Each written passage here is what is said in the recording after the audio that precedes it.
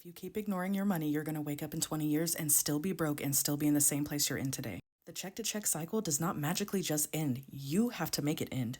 If you ever want to hit your goals or be in a better situation financially, learning how to manage your money is literally non negotiable. Here's what managing your money looks like. You need to create a budget that actually works for your lifestyle and lets you enjoy your money while also hitting goals. This is very important. You also need to pay attention to your spending. You have to say no sometimes to yourself and to others in order to sometimes hit goals.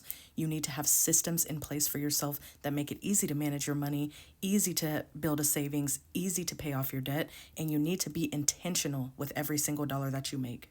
Now, being intentional does not mean that you have to sock away all your money and never be able to enjoy anything. It just means that every dollar that you spend, you meant to do that. You did it intentionally. So whether you're spending those few dollars on fast food or on savings or on self-care or whatever the case may be, that's fine. It just needs to be intentional, which goes back to budgeting. Budgeting allows you to be intentional because you tell your money where to go. No matter where you're telling it to go, you're telling it to go somewhere, and that is the point.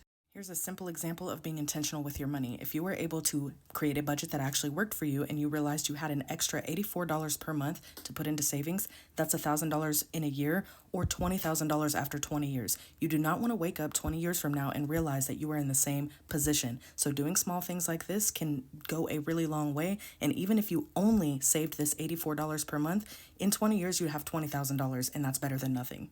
Now, if you invested this money instead of saving it, you'd have a lot more than $20,000, but that's a conversation for another day. If you want to learn more about how to be intentional with your money and how to actually manage your money so that it actually works for you, go join the free training. It is linked at the top of my page, and I will teach you how to do that. The point here is quit waiting until later. Quit waiting until you have more money or until you get the better job or until.